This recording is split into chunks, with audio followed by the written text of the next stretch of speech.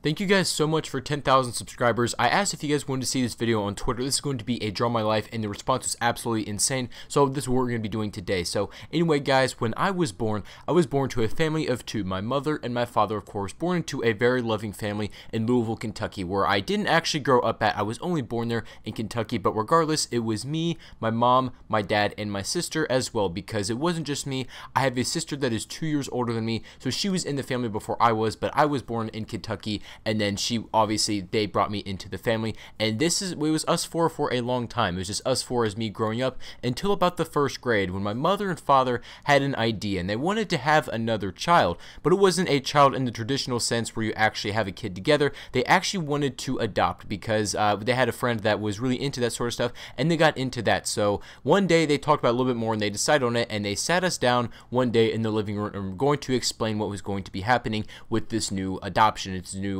child that we were going to be having. I was basically going to have a new sibling, so they broke it down for us that I'm going to be having like a new brother, and we were both really confused, but they said I'm going to love him very much, and you know, I kind of trusted them. I took their word for it. So one day we went to the airport to go and pick him up. This was months after you had to get finals and everything. It's a very long process, so we ended up going to the airport, and I won't forget the day when that door opened up, and then that person came out with my new baby brother in his arms. He walked out, and we embraced him into our family, of course, and this was us five for the longest time.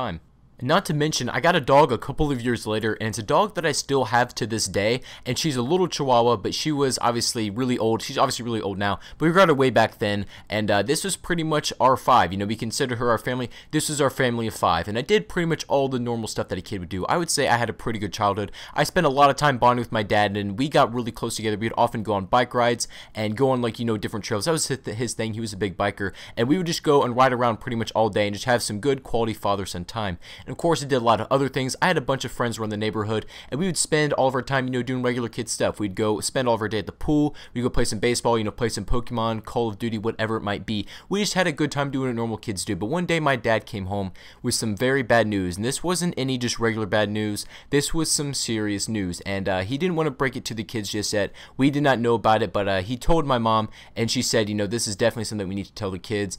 And so basically they had sat us down one day in front of the living room, just kind of how they did with my brother, but except this time there was no good news to be heard. You know, this was only what he had to say. What my dad told us is that he was sick. He was pretty much deathly ill with cancer. He had malignant melanoma. Now, this is a skin cancer where it can be completely life-threatening if not treated early, but luckily enough, we did catch it pretty early on in its stage to where it didn't spread. But he said he's gonna have to go to the hospital, get a couple of operations and surgeries, and it should be good to go. Hopefully everything goes well. And so he went to surgery, he got his thing, and he came out with this scar just on his face, but it looked like everything was clear. You know, everything was removed, and we were all good to go. But he just had this little scar on his face, but it was something we could look past. You know, it really wasn't that much, and we could continue on with our lives. So a couple years later, I start going to high school. This is going to be my freshman year into high school, so this is where kind of a pivot, a new chapter in my life comes in.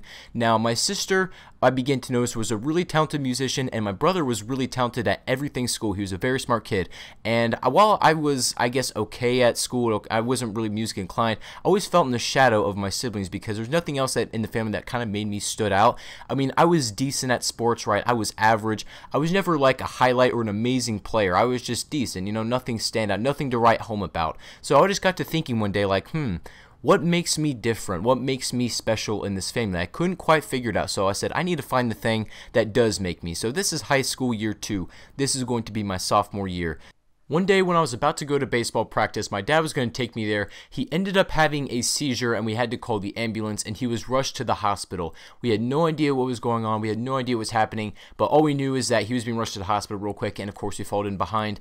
And then that day, we came to figure out that the cancer that he had a couple of years back had returned, but this time it had spread to different parts of his body, and it was pretty much too late to do anything to treat. It had spread to his brain, his lungs, a bunch of different other places, and we pretty much called everybody up, and we kind of broke the news to them. So this is the summer after this, and my dad was in pretty bad shape. You know, he wasn't looking too good, but he still put a smile on his face every day, and we tried to continue to do our thing. We often did a lot of fun things like going to amusement parks and that sort of stuff, just trying to have fun, you know, as a family again, just trying to look past everything as much as we possibly could. So, and we actually ended ended up a little bit later, kind of late summer, took my sister to college, and I won't forget that day where everybody kind of helped my sister move in. That was a very highlight day of my life, and my sister moved into college well, and everything was great. And then comes around October, and this is kind of where things change. My dad's health was really declining, and we could tell that these were like the final days. And so he wanted to have a talk with me because he knew I had been feeling this way. And he said some words to me that I won't forget. He said, "I am proud of you. You are talented, and I love you." And I will never forget that.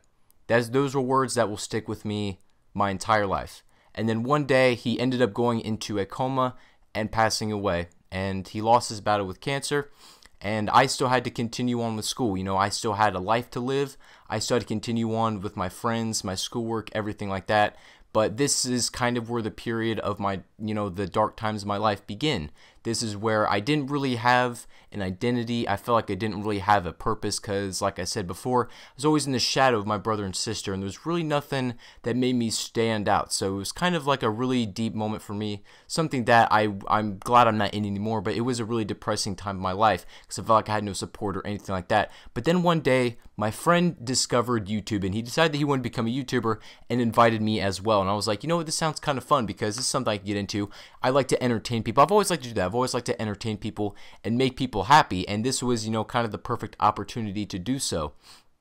So what ended up happening is I started making YouTube videos, and particularly on the games of, Call of Duty Black Ops 2 and Advanced Warfare. These were the beginnings of my channel. Obviously, I didn't blow up from the start. I was doing this because it was fun, because I enjoyed doing this. Was a good outlet for me to kind of distract myself, and I was having fun with it. I really was. I was having an amazing time with YouTube, and obviously I started to grow and grow, and things started to get better and better. And then, of course, Black Ops 3 came out, and this was a pivotal game for my channel because I wanted to put a lot of time into YouTube with this. I was like, you know what, man, Black Ops 3 is coming out. This is going to be my game. I'm going to put a lot of time into this, and I want to make something out of this YouTube thing. I want to take this seriously and actually become someone. I want this to be my identity. So this is what, kind of my focus was. YouTube was my focus now, and really nothing else kind of mattered. I mean, I think other things did matter, but this is what my primary focus was, and I absolutely fell in love with doing YouTube.